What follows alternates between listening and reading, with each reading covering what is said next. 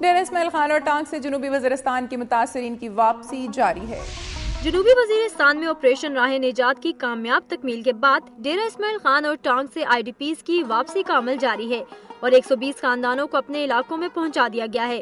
Operational commander جنوبی Waziristan major general محمد نواز کا کہنا تھا کہ پاک فوج محسود اقوام کی بحالی اور آپریشن زدہ علاقوں میں تعمیر نو اور ترقیاتی منصوبوں کی تکمیل میں بھرپور کردار ادا کرتی رہے گی۔ جنوبی وزیرستان پہنچنے والے خاندانوں کو خوراک، پانی اور طبی سہولیات کی فراہمی کے لیے انتظامات کر لیے گئے ہیں، جبکہ تباہ شدہ اسکولوں اور ہسپتالوں کو بھی آپریشنل کر دیا گیا ہے۔ جنوبی وزیرستان پہنچنے والے افراد نے ڈھول کی تھاپ پر روایتی رقص کر کے اپنی خوشی کا اظہار کیا۔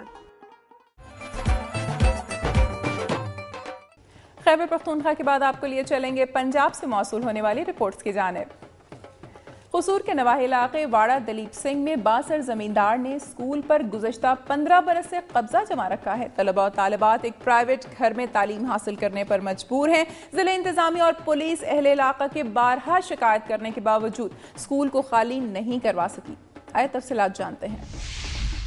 قصور کے نواحی علاقے واڑہ دلیپ سنگھ میں بااثر زمیندار نے اسکول کی عمارت پر 15 سال سے قبضہ جما رکھا ہے۔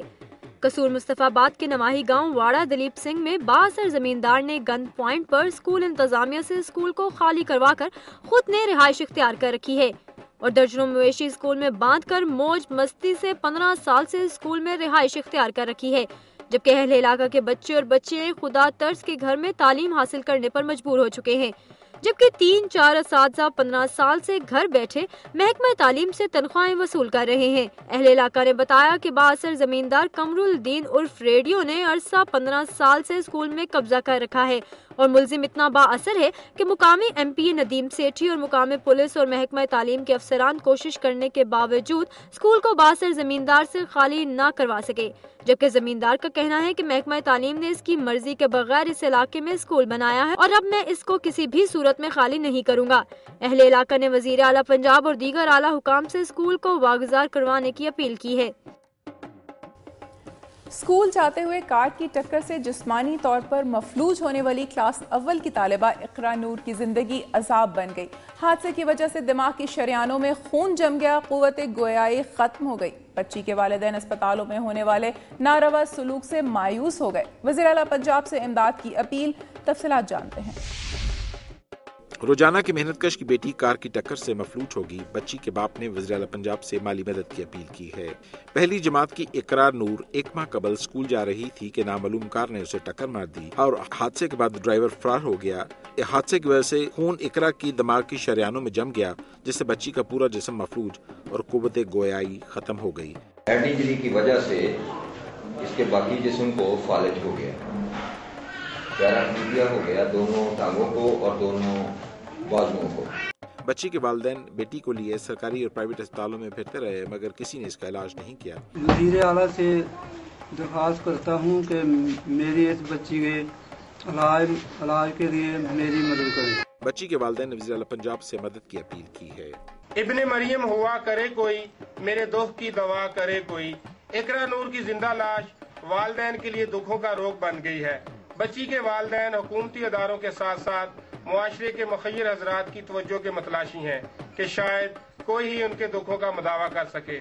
کیمرہ مین ارشد سار کے ساتھ محمد ذوالفقار، دنیا نیوز، رجانہ۔ اور اب ایک نظر صوبہ پنجاب کی چیدہ خبروں پر۔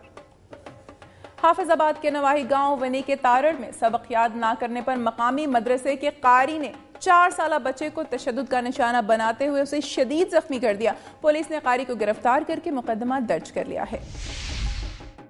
ونی کے تارڑ کے رہائشی محنت کش عبداللہ کا 4 سالہ بیٹا علی عبداللہ مقامی مدرسہ میں قرآن پاک کی تعلیم حاصل کرتا تھا۔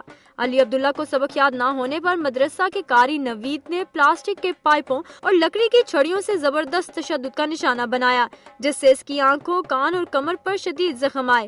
مذکورہ قاری نے تشدد کے بعد بچے کو مدرسے سے نکال دیا اور وہ بے ہوش ہو کر سڑک پر گر پڑا، جہاں سے اس کے چچا نے اسے اٹھایا۔ پولیس تھانہ ونی کے تارڑ نے قاری نوید کو گرفتار کر کے مقدمہ درج کر لیا ہے۔ نوائی گاؤں سے اغوا ہونے والا 7 سالہ بچہ جلال پور بھٹیاں پولیس نے بازیاب کرا لیا۔ ملزم ماموں نکلا، بچے کے گلے پر رسیوں کے نشان، بچے پر تشدد بھی کیا گیا۔ نواحی گاؤں پنڈی سندرانہ کے رہائشی محمد علی رحمانی کے 7 سالہ بچے شہزیب کو اسکول سے ہی 2 افراد نے اغوا کر لیا۔ ورثاء نے جلال پور بھٹیاں پولیس کو مطلع کیا کہ پولیس بچے کو تلاش کر رہی تھی کہ آج شام 5 بجے کے قریب تھانہ پنڈی بھٹیاں کے علاقہ گاؤں باغ کوہنا سے کھیتوں میں سے بچہ مل گیا جو بے ہوش تھا اور اس کے جسم پر تشدد کے نشان تھے اور گلے میں رسی بندھی ہوئی تھی۔ پولیس نے نشاندہی پر ملزم سکندر علی کو گرفتار کر لیا جو بچے کا ماموں بتایا جاتا ہے، جبکہ اس کے دوسرے ساتھی کی تلاش جاری ہے۔ بچے شہزیب نے خود میڈیا کو بتایا کہ مجھے میرا ماموں سکندر موٹر سائیکل پر لے گیا اور میرے گلے میں رسی باندھ کر مجھے مارتا رہا۔ دوسری طرف ملزم سکندر علی نے بتایا کہ مجھ پر بچے کے اغوا کا الزام غلط ہے۔ ملزم کے ایک اور بھانجے عرفان نے بتایا کہ دونوں گھروں میں سابقہ رنجش چلی آ رہی ہے اور اسی بنا پر سکندر علی پر الزام لگایا جا رہا ہے۔ سیالکوٹ پولیس نے 4 اطالوی نژاد مغوی بچوں کو مانسرا سے بازیاب کرا لیا۔ عورت سمیت 7 ملزمان کو گرفتار کیا گیا۔ ان بچوں کو مبارک پورہ سے 1 ماہ قبل اغوا کیا گیا تھا۔ پولیس نے بچوں کے والد اعظم، اس کی دوسری بیوی مریم سمیت 4 افراد کو گرفتار کر لیا ہے۔ ملزم اعظم نے بتایا کہ اس کا اپنی پہلی بیوی نائلہ بی بی سے بچوں کی کفالت کا مقدمہ سیشن کورٹ میں چل رہا ہے۔ عدالت نے اسے بچوں سے ملنے کی اجازت دی مگر نائلہ کے اہل خانہ بچوں سے ملنے نہیں دیتے تھے، اس پر وہ اپنے بچوں کو لے گیا۔ نائلہ بی بی کا کہنا تھا کہ اعظم اپنے ساتھیوں کے ساتھ اس کے گھر سے گن پوائنٹ پر بچوں کو اغوا کر کے لے گیا۔ اور ناظرین اب آپ کو لیے چلیں گے گجرانوالہ۔ ڈسٹرکٹ اسپتال میں میڈیکل ریپ کو داخلے کی اجازت نہ ملنے پر انتظامیہ اور میڈیکل ریپس کے درمیان تصادم، 2 طرفہ پتھراؤ، ٹراما سینٹر 2 گھنٹے میدان جنگ بنا رہا۔ ایمرجنسی میں آنے والے مریضوں کو شدید پریشانی کا سامنا۔ سیکٹری ہیلتھ نے سرکاری ہسپتالوں میں میڈیکل ریپس کے داخلے پر پابندی عائد کر رکھی ہے۔ مختلف کمپنیوں کے میڈیکل ریپس اکٹھے ہو کر ڈسٹرکٹ ہسپتال میں آئے۔ ہسپتال انتظامیہ نے انہیں داخلے سے منع کیا تو معاملہ تعلق کلامی سے بڑھتے بڑھتے ہاتھاپائی تک پہنچ گیا۔ کچھ دیر بعد 2 طرفہ پتھراؤ کا سلسلہ شروع ہو گیا۔ میڈیکل ریپس نے سول ہسپتال روڈ بلاک کر دیا جس کے باعث علاج معالجے کے لیے آنے والے مریضوں کو پریشانی کا سامنا کرنا پڑا۔ پولیس نے موقع پر پہنچ کر 2 گھنٹے کے بعد ٹریفک بحال کر دی۔ میڈیکل سپرنٹینڈنٹ کا کہنا ہے کہ پابندی کے باوجود ہسپتال میں زبردستی گھسنے اور ملازمین کے ساتھ لڑائی جھگڑا کرنے والے میڈیکل ریپس کے خلاف قانونی کارروائی کی جائے گی۔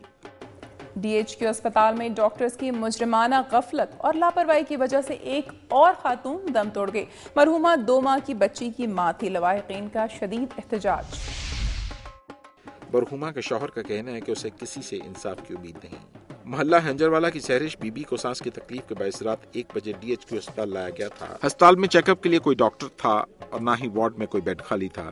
لواحقین ڈاکٹروں کو ڈھونڈتے رہے، پیرامیڈیکل سٹاف کی منتیں کی لیکن کسی نے مدد نہ کی۔ 2 گھنٹے گزرنے کے بعد مریضہ کی حالت نازک ہو گئی۔ لواحقین نے خود ہی لکڑی کے بینچ پر مریضہ کو لٹا کر آکسیجن لگائی لیکن سلنڈر میں آکسیجن موجود نہیں تھی۔ اسی دوران سہرش موت کے منہ میں چلی گئی۔ سہرش کی 1 سال قبل پولیس کے حوالدار امانت سے شادی ہوئی تھی۔ سہرش کے شوہر امانت نے کہا ہے کہ انہیں انصاف کی توقع نہیں۔ وہ اپنا دکھ اس لیے بیان کر رہے ہیں کہ ہو سکتا ہے اس طرح مستقبل میں کسی اور کی ماں، بہن، بیٹی ایسی موت سے بچ جائے۔ چیخو پکار کی، ڈاکٹروں کو بلایا، نرسوں کو، اسٹاف کو آواز دی کہ جلدی آئیں، ڈاکٹر کو بولیں، ڈاکٹر ادھر ہے ہی نہیں۔ اگر کچھ ایکشن ہوتا ہے ان کے خلاف، ڈاکٹر نرسوں کے خلاف کوئی ایکشن ہوتا ہے، چلو کسی اور کی ماں بہن جو ہے نا وہ اس حادثے سے بچ سکتی۔ اور اب ایک بریک کے بعد پروگرام میں شامل کریں گے۔ حکومت پنجاب کی جانب سے ڈیرہ غازی خان کے سیلاب سے متاثرہ بے روزگار افراد میں مفت موٹر سائیکل رکشہ تقسیم کیے گئے۔